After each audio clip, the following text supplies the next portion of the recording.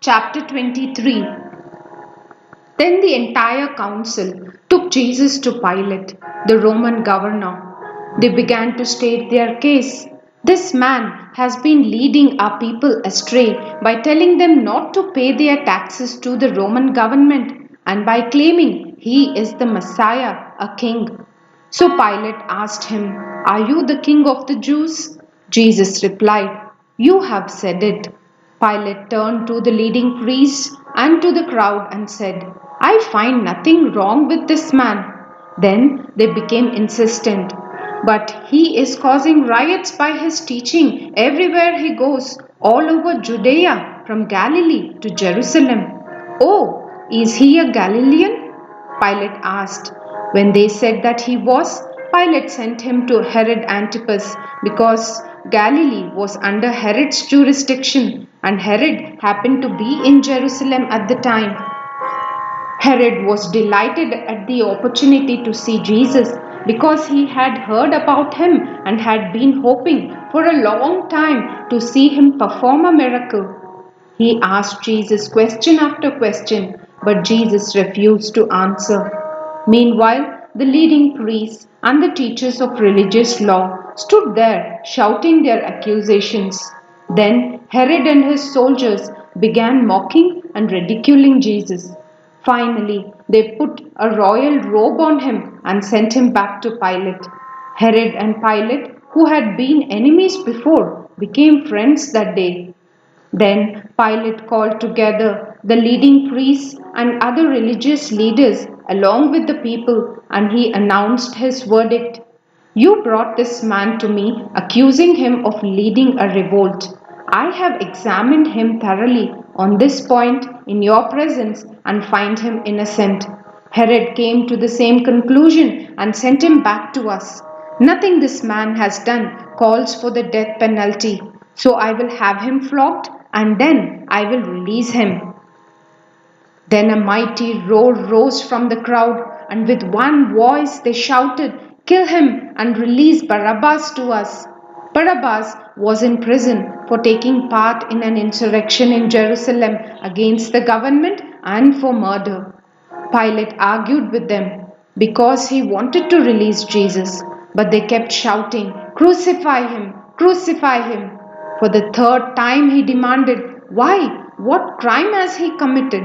I have found no reasons to sentence him to death, so I will have him flogged and then I will release him." But the mob shouted louder and louder, demanding that Jesus be crucified, and their voices prevailed.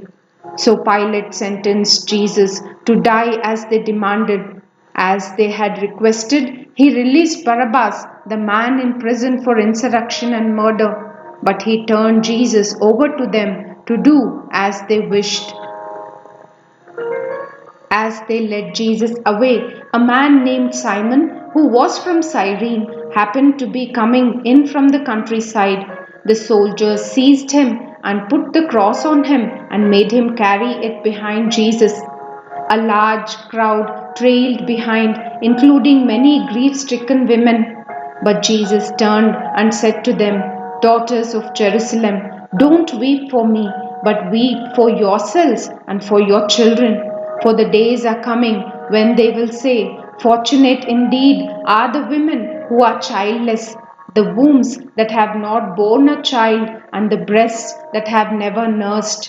People will beg the mountains, 'Fall on us,' and plead with the hills, 'Bury us.'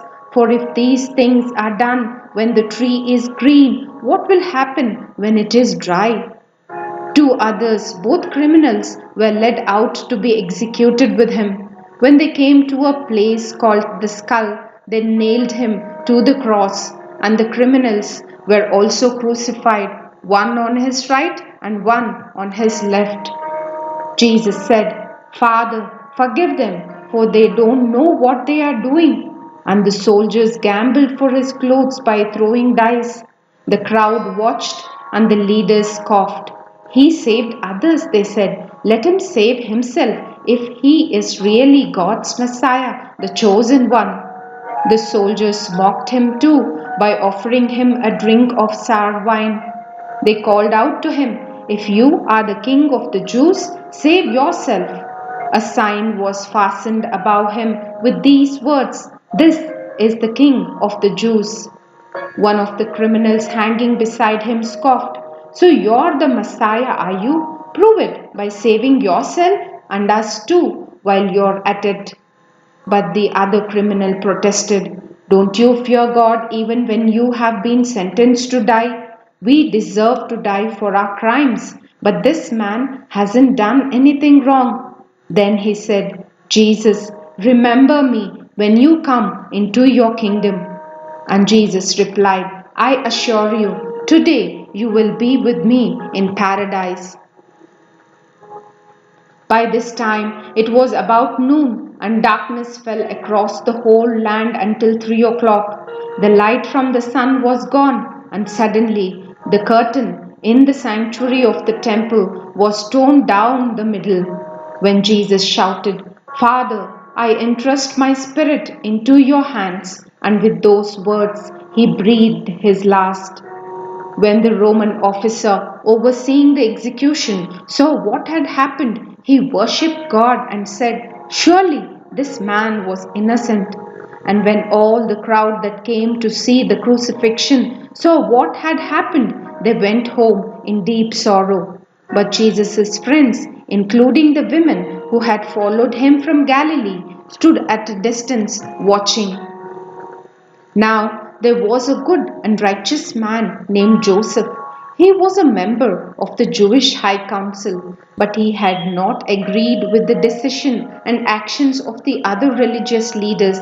He was from the town of Arimathea in Judea, and he was waiting for the kingdom of God to come. He went to Pilate and asked for Jesus' body. Then he took the body down from the cross and wrapped it in a long sheet of linen cloth and laid it in a new tomb that had been carved out of rock.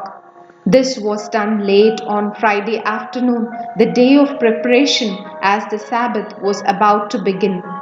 As his body was taken away, the women from Galilee followed and saw the tomb where his body was placed. Then they went home and prepared spices and ointments to anoint his body. But by the time they were finished, the Sabbath had begun. So they rested as required by the law.